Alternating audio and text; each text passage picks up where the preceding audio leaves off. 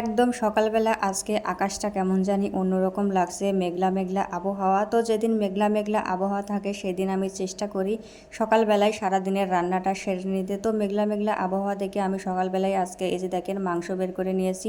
1 packet নয়, totally 2 packet মাংস বের করে নিয়েছি, যাতে সারাদিন কারেন্ট না আসলেও আমাকে রান্নাবাড়া নিয়ে টেনশন করতে না হয়। তো মাংসগুলো আমি ভিজিয়ে রেখে দিলাম, আর তারপরে এই যে আমাদের টুনির খাবার আগে উঠিয়ে দিলাম, নয়তো ওরা আমাকে অনেক জ্বালাবে, কোনো কাজকাম করতে দিবে না। আসসালামু আলাইকুম, কেমন আছেন সবাই? টুনির খাবার আমি বানিয়ে রেখে দিয়ে তারপরে এই যে দেখেন পেঁয়াজের বেরেস্তা তৈরি করে নিচ্ছি মাংসের মধ্যে দেওয়ার জন্য।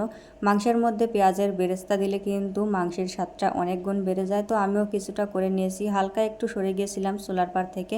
আর দেখেন বেরেস্তার কালারটা একটু কড়া হয়ে গেছে, যাই হোক, যা হয়েছে হয়েছে, নষ্ট তো আর হয়নি। আসলে এক গাদা পেঁয়াজ কিনলে যা হয়, অনেক পেঁয়াজ এর মধ্যে নষ্ট বের হয়, আর ওইগুলো আগে বেছে বেছে না খেলে বাকিগুলো ওর সাথে নষ্ট হয়ে যায়। আজকে আমি অনেকগুলো পেঁয়াজ বেছে নিয়েছিলাম, আর তার মধ্যে থেকে প্রায় অনেকগুলোই রান্না করছি। রেখে দিলে তো নষ্ট হয়ে যাবে, রান্না করলে খাওয়া যাবে, যে কারণে অনেকগুলো বেরেস্তা করে নিয়েছি। আবার এই যে দেখেন অনেকগুলো পেঁয়াজ এখানে আমি কষিয়েও নিচ্ছি। পেঁয়াজ মরিচ সব কিছু মশলাপাতি দিয়ে আমি কষিয়ে নিয়েছি, আর তারপরে এই যে দেখেন মাংসটা আমি সুন্দর মতন ধুয়ে নিয়ে আসছি। মাংসগুলো কাটাই ছিল, আমি শুধু একবার ধুয়ে নিয়ে আসছি। আমি সবসময় মাংস মাছ যখনই ফ্রিজে রাখি একদম পরিষ্কার করেই রাখি, যাতে তাড়াহুড়ো করে একবার দুইবার ধুয়েই রান্না করতে পারি। তো আমি মাংসগুলো ধুয়ে নিয়ে এসে সুন্দর মতন দিয়ে দিলাম।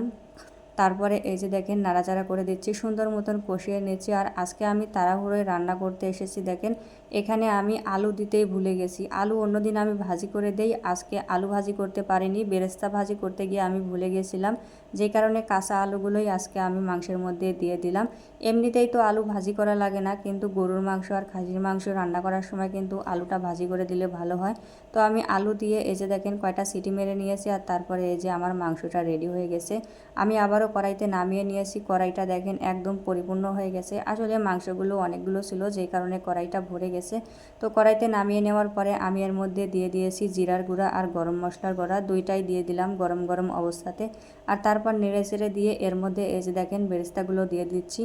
বেরেস্তাগুলো কিন্তু এখন গরমেই সুন্দর গলে যাবে, এটা আর বাড়তে হবে না। আর এই বেরেস্তা দিলে তো তরকারির স্বাদ অনেক গুণে বেড়ে যায়।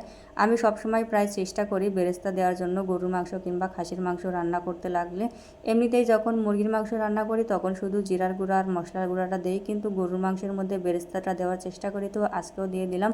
আর আমার রান্নাবান্না কিন্তু মোটামুটি হয়ে গেছে। এই যে আমি ঢাকনাটা দিয়ে ঢেকে দিলাম। ফাইনালি এই যে দেখেন আমার তরকারিটা হয়ে গেছে, অনেক মজা হয়েছে আর অনেক সুন্দর কালার আসছে। দেখেন এদিকে আমি মাংস রান্না করলাম সারাদিনের প্রস্তুতি নিয়ে, অথচ দেখেন বৃষ্টির কোনো আবহাওয়াই নেই, পরিবেশটা অনেক সুন্দর আছে, মেঘলাভাবও কেটে গেছে। তো যাই হোক, রান্নাবাড়া আমার আজকের মতন হয়ে গেছে। তো সবাই ভালো থাকবেন, আল্লাহ হাফেজ।